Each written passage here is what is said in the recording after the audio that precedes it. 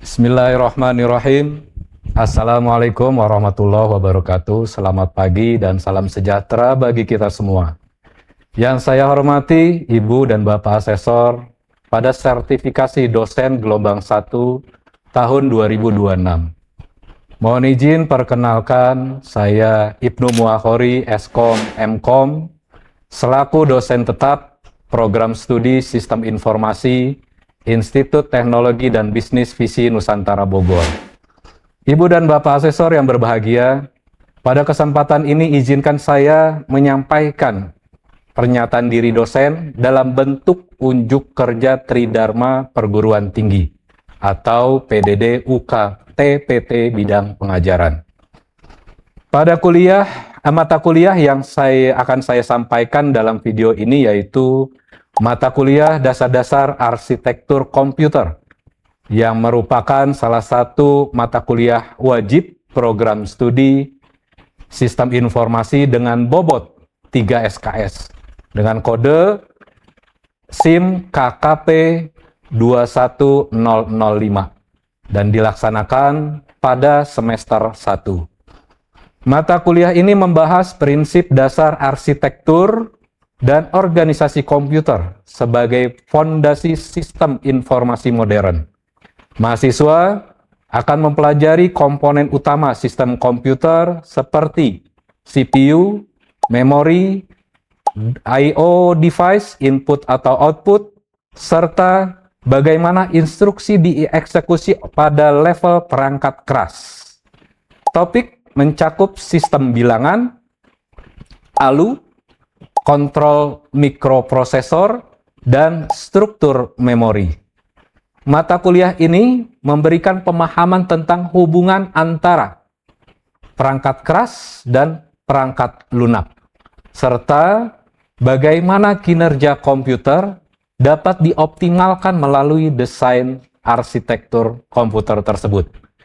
Untuk mata kuliah dasar-dasar arsitektur komputer, karena sifatnya merupakan mata kuliah dasar, CPMK akan lebih dominan mendukung pengetahuan dan keterampilan khusus. Namun, mata kuliah ini tetap mendukung 4 capaian pembelajaran lulusan program studi atau CPL yang di dalamnya melingkupi sikap, pengetahuan, keterampilan khusus, serta keterampilan umum.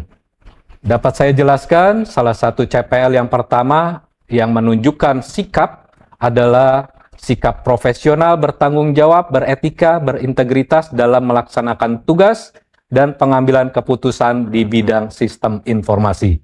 CPL kedua yang menyangkut pengetahuan, di sini mahasiswa akan mampu menguasai konsep teoritis dasar sistem komputer, arsitektur komputer, organisasi komputer, perangkat keras, perangkat lunak, dan teknologi informasi.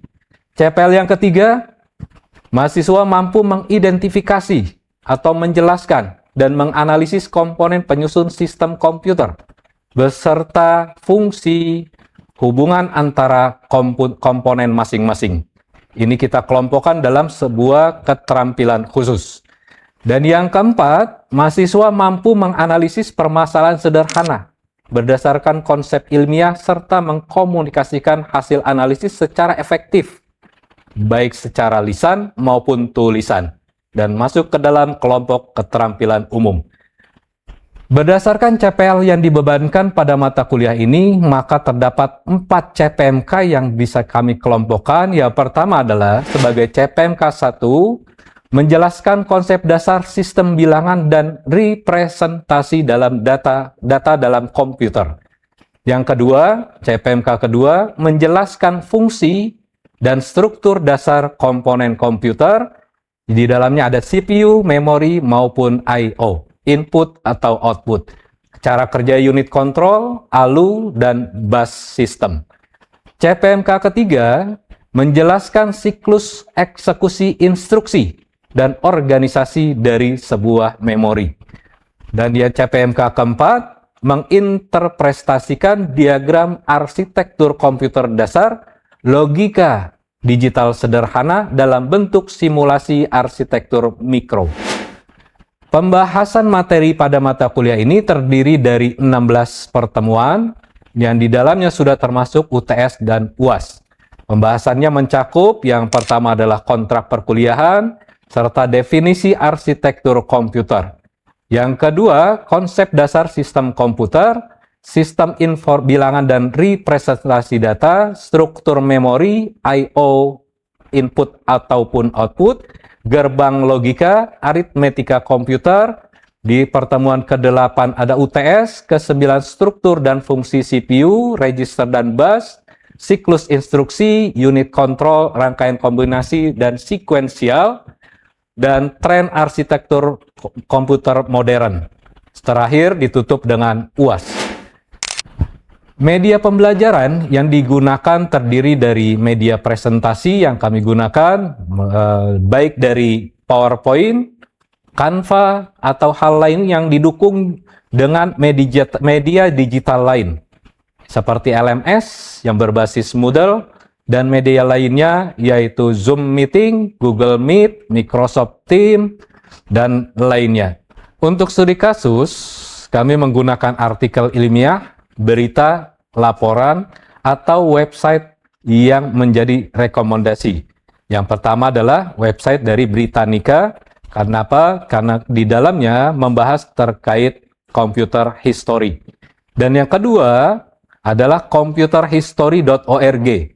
Kenapa kami pakai itu? Karena membahas timeline perkembangan komputer, koleksi komputer dari generasi pertama hingga saat ini, foto dan dokumentasi sejarah komputer, dan lain-lainnya. Jadi intinya di dua website tersebut sangat mendukung untuk perkuliahan. Mata kuliah ini pun menggunakan beberapa referensi utama yang relevan, dan semua referensi sudah tertuang dalam RPS yang sudah divalidasi oleh ketua program studi dan bagian akademik. Salah satunya adalah modul ajar dengan judul Dasar-Dasar Arsitektur Komputer, karangan saya sendiri dengan beserta Pak Niksi Gosaspito dan Bu Ermiani, terbit di tahun 2024. Sistem penilaian pada mata kuliah ini terdiri dari yang pertama adalah kehadiran dengan bobot 10%, tugas 20%, UTS 30%, dan UAS 40%. Komponen penilaian ini sudah disepakati oleh dosen dan mahasiswa pada pertemuan pertama yang kita sampaikan dalam kontrak perkuliahan. Dan komponen ini pula dicantumkan dalam RPS yang bisa diakses langsung oleh mahasiswa yang ditampilkan dalam LMS kampus ITB Venus Bogor. Maka dapat dipastikan komponen penilaian tersebut bersifat adil, objektif, dan terbuka. Proses delivery, interaction, dan assessment dirancang menggunakan pendekatan Student Centered Learning atau SCL yang berorientasi pada pencapaian pembelajaran mata kuliah atau CPMK. Penyampaian materi atau delivery dilakukan melalui ceramah yang bersifat interaktif yang dipadukan dengan media presentasi, studi kasus, dan contoh perkembangan komputer. Interaction atau interaksi pembelajaran dibangun melalui diskusi kelas, tanya jawab, analisis kasus, presentasi kelompok, serta kegiatan problem-based learning dan case-based learning yang mendorong mahasiswa berpikir kritis, berkolaborasi, dan mengemukakan solusi terhadap berbagai permasalahan risiko yang dihadapi dalam sebuah organisasi.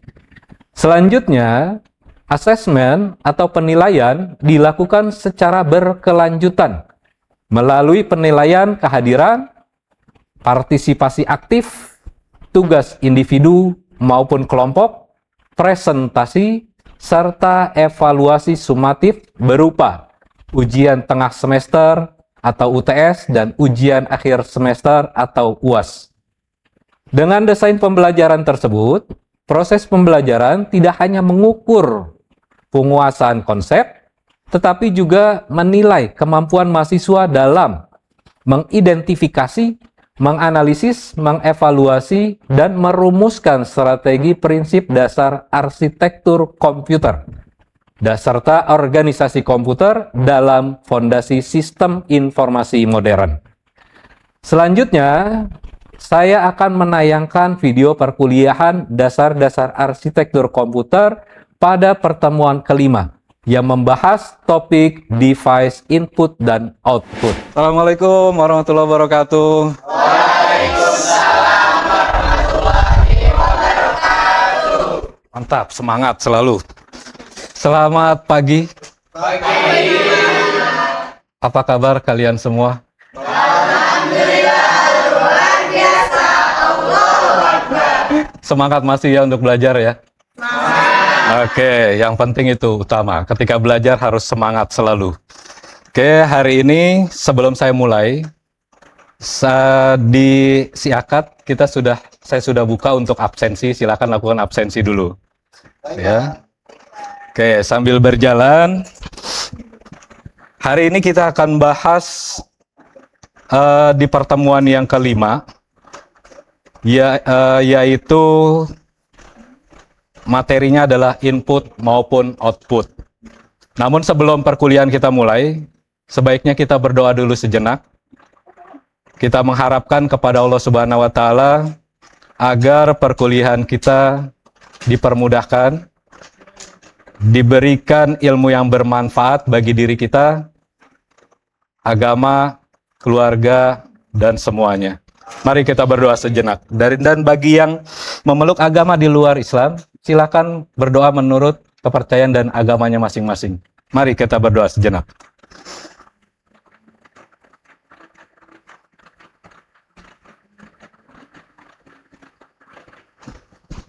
Oke, kita mulai. Untuk mereview pertemuan yang sebelumnya, kita sudah bahas fungsi dari external memory. Apa itu fungsi external memory? Sebagai kesimpulan akhir bahwa external memory adalah sebagai media penyimpanan data yang sifatnya permanen. Dan saat ini kita akan bahas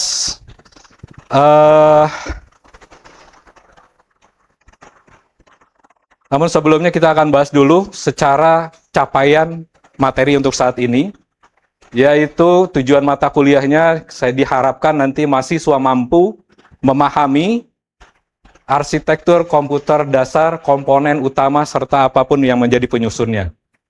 Yaitu sebagai capaian atau tujuan utamanya. Dan kita akan bahas untuk materi saat ini adalah 3 komponen utama dari sebuah komputer, sistem komputer. Yang semuanya ini serba saling terintegrasi. Ada 3, yang pertama adalah CPU. Pasti kalian kenal ya CPU itu apa ya? Oke. CPU itu apa? Central Processing Unit. Nah, yang kedua, di dalam sebuah komputer ada yang namanya memori. Sering kita kenal dengan istilah RAM. Yang singkatannya adalah, ada yang tahu? RAM? Random Access Memory. Nah, RAM sendiri atau memori ada 2 jenis. Yang pertama adalah primary memory, yang kita kenal dengan RAM. Dan ada secondary memory, yang kita kenal dengan hard disk atau SSD, atau flash disk. Itu termasuk di dalamnya secondary memory. Nah, yang akan kita bahas saat ini secara lebih detail adalah device atau perangkat input atau output. Paham? Sudah? Oke ya, paham ya? Nah, perangkat input atau output secara harfiahnya sendiri pasti kalian sudah paham. Input, sesuatu yang kita masukkan. Output, keluarannya. Nah, contoh, di sini saya sudah berikan satu contoh. Input device itu salah satunya adalah keyboard. Dan outputnya salah satunya adalah monitor. Yang dikatakan dengan input artinya adalah segala sesuatu yang kita masukkan untuk diproses oleh komputer untuk menghasilkan sebuah tampilan ataupun output yang ada di dalam layar monitor kita. Nah, makanya arahnya adalah seperti itu. Input dilakukan proses, hasilnya adalah output ke perangkat berikutnya. Di antara itu semua, ada yang bekerja secara simultan, yaitu yang di bawah storage, media penyimpanan. Dari sini mungkin ada yang mau ditanyakan dulu atau cukup paham? Paham? Sudah? Oke ya, saya lanjut. Terakhir sebenarnya. Terakhir di sini pertanyaan ya. Saya akan mempersingkat karena nantinya pertanyaan ini akan kita perpanjang sebagai media diskusi. Mungkin di antara teman-teman di sini ada yang mau bertanya, silakan. Saya, Pak. Boleh, silakan. Pertanyaannya itu, kalau misalnya flash disk itu termasuk perangkat input, output atau keduanya, Pak? Pertanyaannya adalah dari rekan kalian, flash disk merupakan perangkat input atau output? Sebelum saya menjawab, saya minta dulu dari kalian. Adakah yang bisa menjawab itu? Silakan. Tadi pertanyaan dari teman kalian yang wanita. Silakan yang lelaki untuk menjawab. Kira apa menurut kalian? Nah, flash disk itu merupakan perangkat input atau output? Atau keduanya? Keduanya. Alasannya? Karena dia mengirim data dan menampilkan data. Mengirim data dan menampilkan data. Terjawabkah?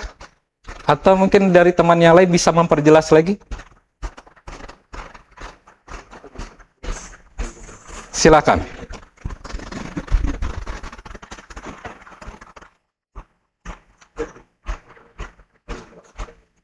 Cukup terjawab? Ada jawaban lain? Kah? Oke, sekarang kalau versi saya setuju dengan jawabannya. Dia multi sifatnya, bisa jadi input. Kenapa bisa jadi input?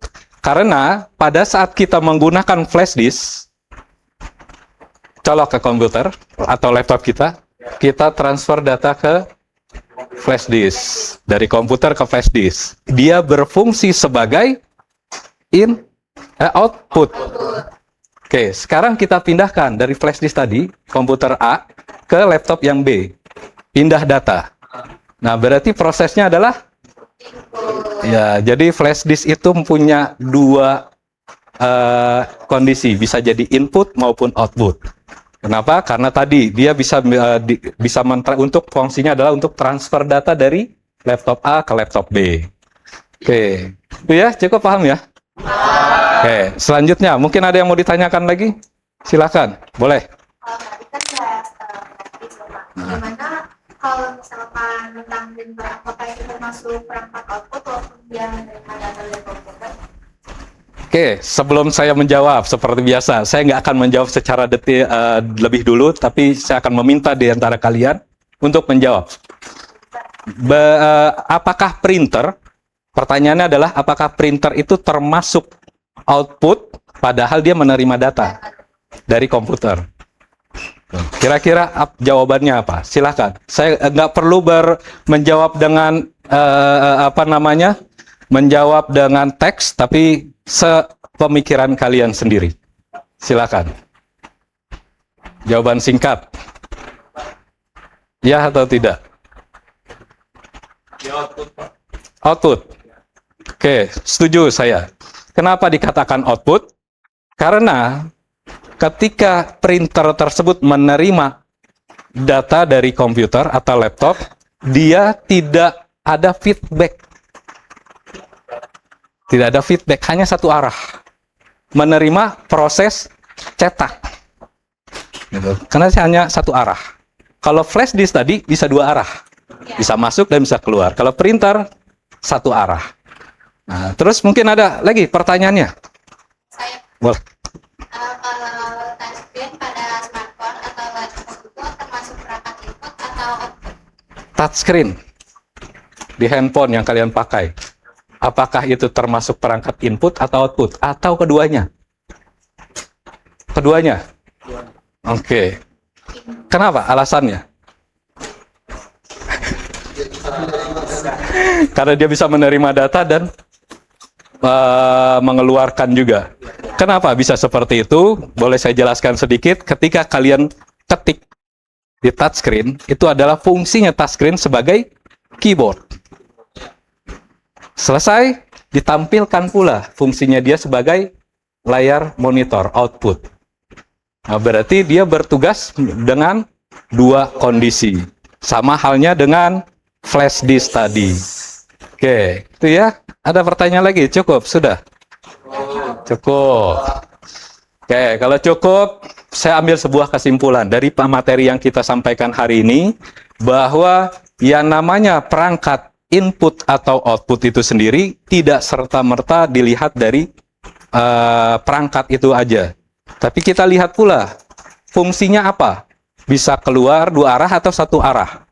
Kalau satu arah hanya menerima saja kita anggap sebagai perangkat output. Tapi kalau dua arah,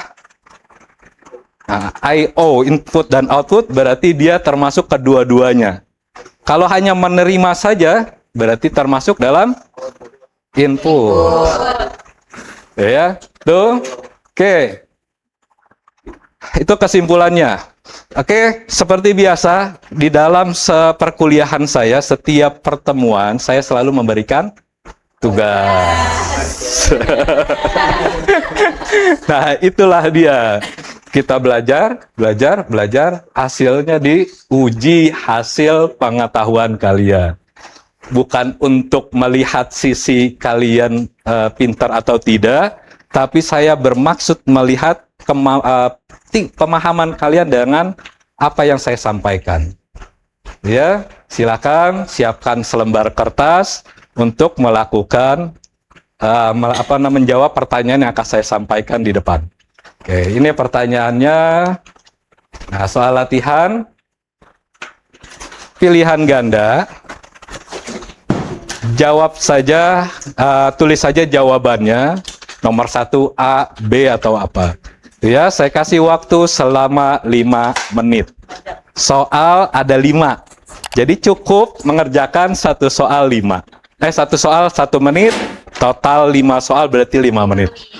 Gitu. Oke ya.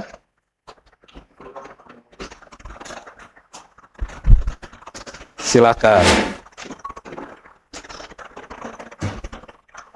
Oke ya, tugas sudah kalian kerjakan. Nanti dikumpulkan. Taruh di meja saya, biar saya koreksi untuk semuanya. Dan saya harapkan jawabannya benar semua. 100% benar. Kalau 100% benar, berarti apa yang saya sampaikan dipahami oleh semuanya. Terima kasih saya ucapkan. Terima kasih juga atas waktu dan perhatiannya. Billahi taufik wal hidayah. Assalamualaikum warahmatullahi wabarakatuh. Waalaikumsalam warahmatullahi wabarakatuh. Oke, sama-sama. Sekian video dokumentasi perkuliahan dan semoga dengan video ini menjadi bahan pertimbangan yang baik dalam penilaian sertifikasi dosen gelombang 1 tahun 2026. Sebagai penutup, saya meyakini bahwa tugas seorang dosen bukan sekedar menyampaikan materi perkuliahan, tapi juga membimbing, menginspirasi, dan membentuk karakter mahasiswa agar mampu berpikir kritis, adaptif, serta siap menghadapi tantangan dunia kerja dan perkembangan teknologi yang terus berubah.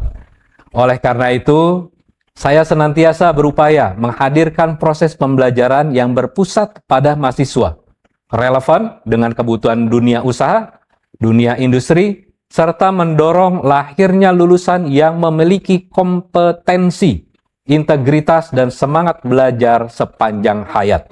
Saya menyadari bahwa kualitas pembelajaran merupakan proses yang harus terus ditingkatkan melalui refleksi, evaluasi, perkembangan diri secara terus-menerus atau berkelanjutan. Setiap masukan dan penilaian menjadi bagian penting dalam perjalanan saya untuk terus bertumbuh sebagai pendidik yang profesional dan memberikan kontribusi nyata bagi peningkatan mutu pendidikan tinggi di Indonesia.